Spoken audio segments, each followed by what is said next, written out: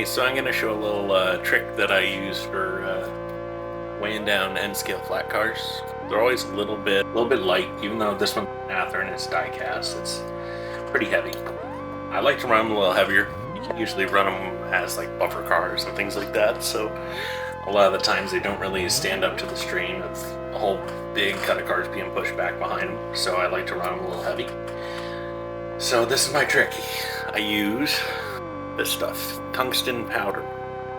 And tungsten, if you don't already know, is a very heavy metal. Not to my knowledge is very anything to be too concerned about. It's used in this brand, used for golf clubs, for weighing down, different types of drivers, I suppose. When you get it, you get very little. They don't give you much. Like you can see, I've used a lot over the last couple of years, but they give you a pretty sparing amount in there. That's what it looks like though. It's this thin, really thin powder. I put it in these little bottles here because it's so thin it'll come right out of that little needle tip there. So a little bit of air behind it. Yeah, when I get in here, also underbody detail under any detail doesn't matter unless if you're going to see it. So underbody detail, this is not for people who model derailed trains, I'll put it that way. So all I do is I basically just, sometimes you have to shake a little bit. I slowly but surely add in more and more into the cavities under the flat car. And over time, it adds up real quick. Even though there are a lot of really small crevices, you don't feel like you're making a lot of progress. Cumulatively, you end up really weighing this thing down and it becomes a really heavy car, which I really like. I like running stuff heavy. Usually a lot of stuff tends to be a little bit too light, so tends to be pretty nice to run stuff a little heavier. Because also if you add a load to this, loads normally aren't too heavy, especially if you make them out of styrene like I do.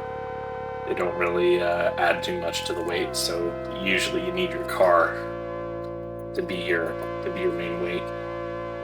And also you don't want your weight, I'd rather have it run consistently all the time rather than only when there's a load on it, so I can run empty.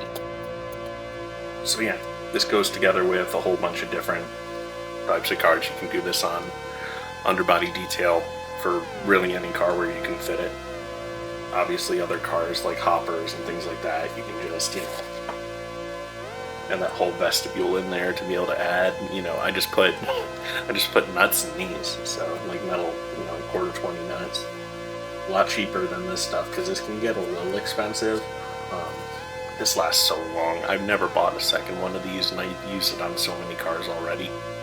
It goes in like any powdered thing in a model. You wet it down with isopropyl, and then this is just a big jug I made of that Mod Podge's Scenic Cement. So, 50-50. This might be a little bit more wet than 50-50. Might be 75% water, but Scenic Cement. So you break the surface tension of the powder with the alcohol, soak it down with the Mod Podge, and you might have to wait a little bit, let a little bit of the alcohol flash off so the Mod Podge gets in. Other than that, it works really, really great. I'll fast forward through this and show you the process.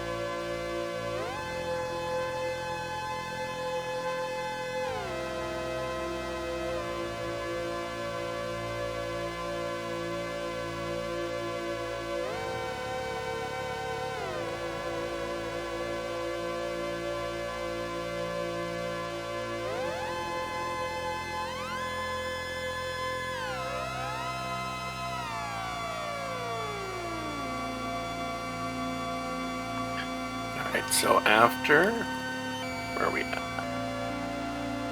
What was that? That added about 4 grams. That's something for something this small. And that's still pretty light. I can always go a little, you can see pretty close here. You still got a good bit of lip on this. That's as far as I'm going with this one for this example. But yeah, you can fill this all the way up. Like this is another one I finished. This was an experiment, so it's a little messier, but I just completely filled this guy up. And this one, let's see, yeah, that's 31 31 grams. So, and this thing I've ran it in the middle of a 60 car weighted covered hopper train, and it runs amazing. Also, yeah, tangent wheels, something with a nice clean flange. That's the other thing with scale flanges, you want a little extra weight too, which is the case with these. I don't really like running anything else, so then yeah, microtrains, couplers, and eventually I'm gonna add in body mounts on this, on all my cars too. Like this one's already body mount because it's an Athearn, but gotta put microtrains on it. Because McHenrys don't play well with microtrains or anything else really, because that tends to help them track even better, and then it's incredible. You can be shoving, you know, a 50 car train backwards through 4 turnouts and it won't budge. Basically makes the physics of the situation a lot better. Yes, you need a little more power, but just like the real world, you need some more locomotives. Boo-hoo. You know, like what's wrong with having more locomotives? There you go. That's my tip. See you later.